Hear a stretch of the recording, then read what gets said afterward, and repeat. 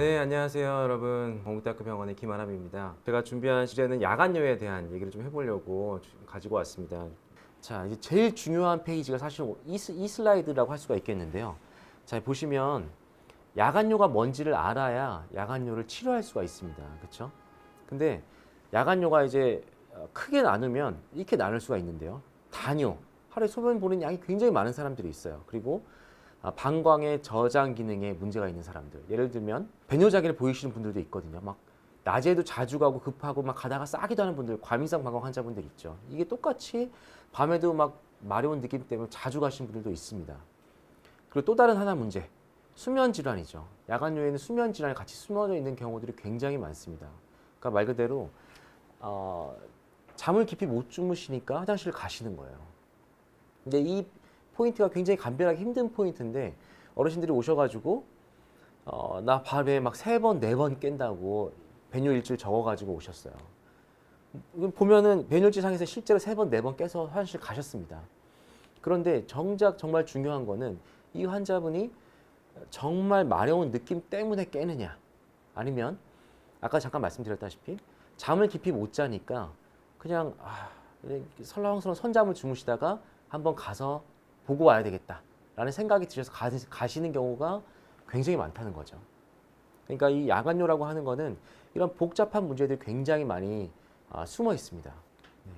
그런데 정말 중요한 포인트는 이 야간요를 보이는 여러 가지 이런 분류 중에서 가장 많은 걸 차지하는 게 야간 단요라는 거예요. 자, 야간 단요가 뭐냐? 수면, 내가 자는 동안 소변이 생성되는 양이 비정상적으로 많은 거예요. 비정상적으로 많다는 게 그럼 도대체 얼마나 많아야 비정상적으로 많은 거냐? 여기 기준이 있습니다. 자, 저를 포함한 이제 65세 미만의 그리고 젊은 층들 같은 경우에 내가 하루에 소변량을 예를 들면 2리터가 하루에 소변량을 봤어요.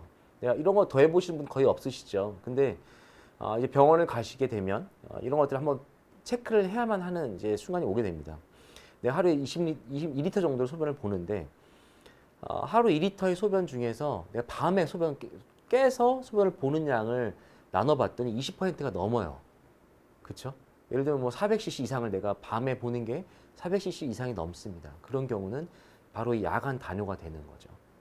이제 어르신들 65세 이상의 분들이 하루 소변량이 33%, 그러니까 30%, 3분의 1 정도 이상이 밤에 나온다. 그럼 이건 야간 단요인 겁니다. 야간 단요. 그냥 단순히 과민성 방광의 치료라던가, 아니면 전립선 비대증의 치료라던가, 아니면 뭐 수면에 대한 치료를 받는 것만으로는 이 야간 단요가 호전되지 않는다는 것을 말합니다. 바로. 자, 단요. 그렇다고 또 아까 보셨던 이 분류 중에서 이 단요가 있어요. 단요. 여기 보이시죠? 단요. 단요, 내가 하루에 소변량을 얼만큼 봐야 소변량이 많은 겁니까? 이렇게 물어보시는 분들이 많은데요. 정말 그냥 쉽게 아주 러프하게 설명해드리면 내 몸무게당 40ml를 곱하시면 됩니다. 내가 만약에 70kg다. 그러면 하루에 2.8리터 이상 소변을 보면 소변이 많은 거예요. 그러니까 내가 만약에 뭐 몸무게가 50kg 나간 여성분이다 하면은 하루에 2리터 이상 소변이 양이 나온다 하면은 그건 단요인 겁니다. 단요. 그렇다 단요에도 굉장히 많은 원인들이 있는데 하나 체크해 봐야 될 거는, 내가 커피, 요즘 젊은 분들 커피 굉장히 많이 드시죠. 커피를 아예 들고 사시는 분들이 굉장히 많아요. 뭐 자기 밤에 깬다고 말씀하시면서 진료실에 들어오시는데 커피 큰 거 막 들고 들어오시죠. 아니면 이만한 물통 들고 들어오시는 분들 많습니다. 하루에 막 물 먹는 양이 엄청나게 많은데 밤에 어떻게 안 깨겠어요? 문제는 내가 너무 많은 양을 먹고 있지는 않은지 한번 체크해 봐야 될 필요도 있다는 거죠. 자, 이제 야간 단요에 대해서 얘기를 하고 있는데요. 그럼 야간 단요라고 하는 건 이제 내 먹는 양으로 튕기는 게 아니라 이건 병적인 걸 말하는 겁니다. 자, 야간 단요는 왜 생길까요? 자, 야간 단요라고 하는 거는 이 AVP라고 하는 호르몬의 분비의 이상으로 생기는 건데요. AVP는 뭐냐면은 항이뇨 호르몬입니다. 말이 좀 어려울 수가 있는데, 이뇨라고 하는 건 소변을 보는 거죠. 근데 항이뇨, 말 그대로 소변을 생성되지 않도록 하는 우리 몸에 정상적으로 분비되는 호르몬을 말합니다. AVP라고 하는 호르몬의 분비의 이상으로 생기는 건데요. 자, 그렇다면 병원을 가면 어떤 검사를 하게 되는지 좀 간단하게 좀 설명을 좀 해드릴게요. 야간요 원인은 아까 제가 말씀드린 대로 이제 야간요는 그냥 단순히 한 가지 원인에 있어 야간 단요 같이 있을 수도 있고 그 외에 다른 이런 굉장히 복잡한 많은 문제들이 얽혀 있을 수가 있습니다. 내가 무슨 약물에 대한 것들도 꼭 한번 짚어봐야 되고요. 심장이 안 좋거나 콩팥이 안 좋은 분들 이런 분들도 야간요를 보일 수가 있습니다. 그래서 고혈압, 당뇨 있으신 분들은 꼭 내가 이런 것들이 잘 조절이 되고 있는지를 꼭 한번 야간요 환자분들 꼭 짚어보셔야 됩니다. 그리고 배뇨장애, 과민성 방광이라던가 전립선 비대증 있는 환자분들은 이런 것들에 대해서 한번 꼭 검사를 받아보시고 진단을 받으시면 도움 받으실 수가 있고요. 코골이 분들도 꼭 한번 너무 많이 심하시면 진단을 한번 받아보실 필요가 있고요. 그리고 요즘에 스트레스 사실 굉장히 문제죠. 스트레스, 뭐 정신과적인 문제들 코로나로 인해서 많은 분들이 어려운 과정을 지나가고 있어서 이런 분들이 이제 수면의 문제라던가 스트레스에 관련된 것 때문에 배뇨장애 생길 수도 있고 수면의 문제가 생길 수도 있고 야간 단뇨에 관련된 이런 것들도 영향이 있을 수가 있습니다. 자, 그래서 한번 여러분들도 꼭 한번 야간요 있으신 분들은 나한테 이걸 한번 꼭 물어보셔야 돼요. 가장 중요한 질문이 뭐냐면 평균적으로 하룻밤에 소변을 보기 위해서 몇 번을 깨시나요? 그렇죠? 야간요니까 한 번 깹니다. 뭐 3번, 4번도 깨요. 이런 분들 굉장히 많으시죠. 그런데 사실은 더 중요한 질문은 바로 소변이 마려워서 깨는 게 맞으신가요? 이게 제일 중요한 포인트인 거죠. 야간요에 있어서는. 소변이 마려워서 깨는 게 아니라 말씀드린 대로 뭐 스트레스 때문에 아니면 수면 문제 때문에 깨는 게 아닌가. 이걸 잘 짚어보시면 내가 어디에 일단 가야 되는지가 생각이 나실 거예요. 그래서 이제 하게 되면 병원에 비뇨의학과에 가시게 되면 이 배뇨 양상 기능 검사를 해서 쉽게 말씀드리면 배뇨 일기예요, 일기. 3일 동안 내가 이제 낮이고 밤이고 소변 보는 것들을 적는 겁니다. 그래서 내가 아침에 일어나서 소변을 한번 봤어요. 그리고 나서 몇 시간 간격으로 소변을 얼마나 보는지, 얼마나 이렇게 소변 보는 간격도 한번 체크를 해보고, 그리고 소변 보는 간격도 중요한데 소변 한번 볼 때 양이 얼마나 많은지 적어야 됩니다. 검사하려고 하는 것들이 파악하려고 하는 게 뭐냐 하면 하루 총 배뇨량을 한번 일단 더 해보려고 하는 거예요. 그러니까 이것들이 중요하니까 해보려고 하는 거겠죠. 그리고 하루에 내가 소변을 몇 번 봤나를 체크하려고 하는 거고, 그리고 낮에는 몇 번 봤고 밤에는 몇 번 봤고, 그리고 여기 보면 기능적 방광 용적이라고 나옵니다. 그러니까 내가 하루에 소변 본 것 중에 제일 많이 본 게 몇 cc를 봤나를 우리가 기능적 방광 용적이라고 합니다. 예를 들면 난 항상 뭐 50cc씩만 봐요, 하루에.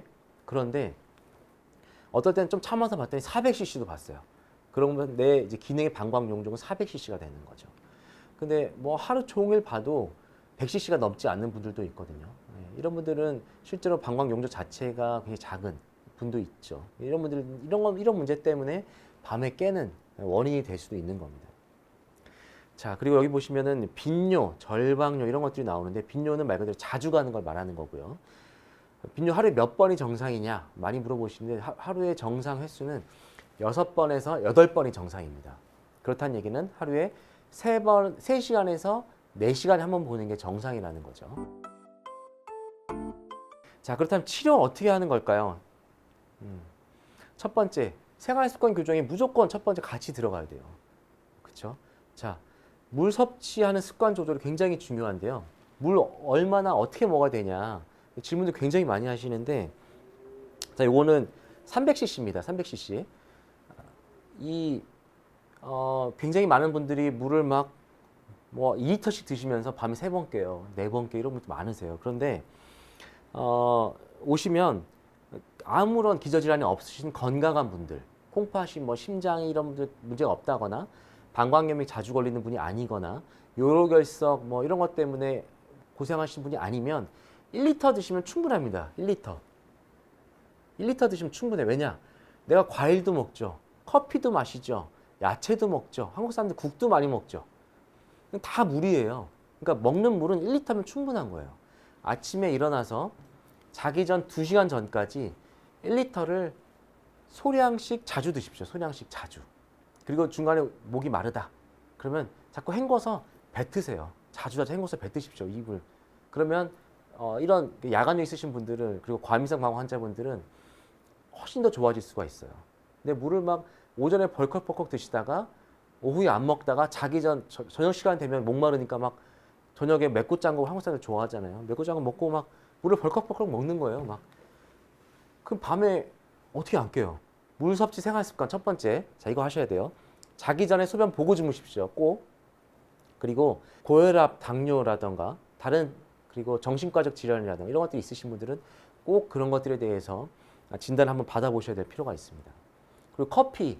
밤에 자꾸 깨시는 분들 저녁 때까지도 계속 커피 드시는 분들 많아요.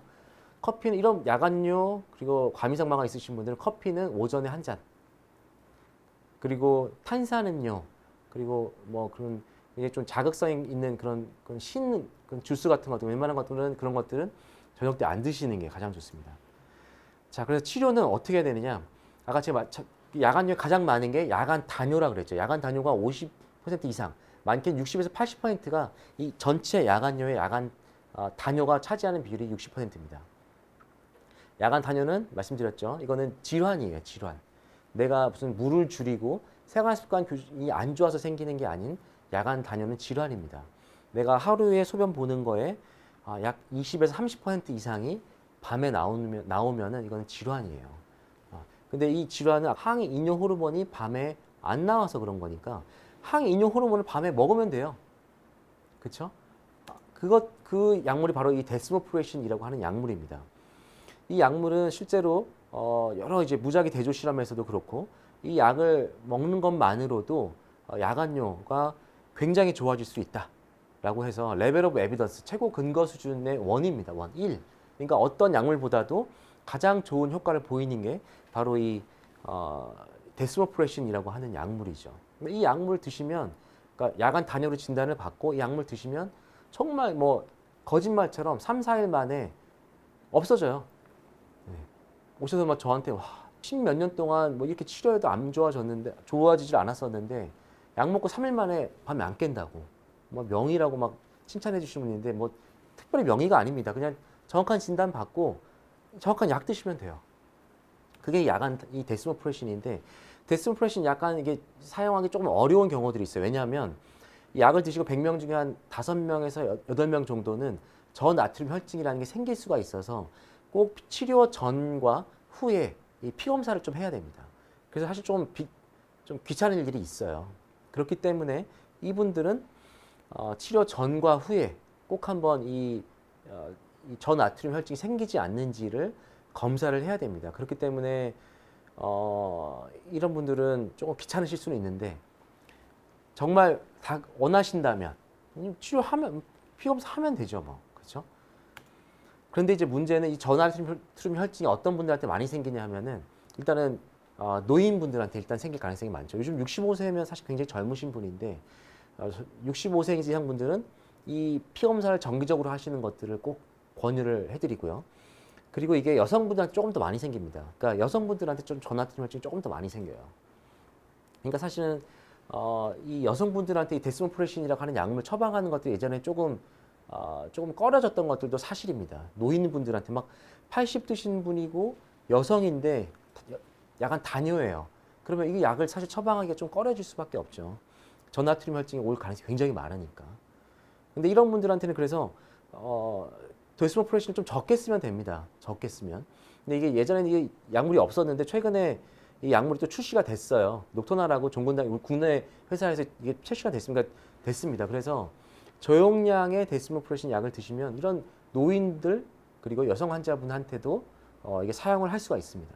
네, 그래서 좋은 시절이 많이 왔습니다. 그래서 꼭 이런 분들 진단을 꼭 받아보시기를 권유를 해드리는데 어떤 분들한테는 좀 쓰면 안 되냐?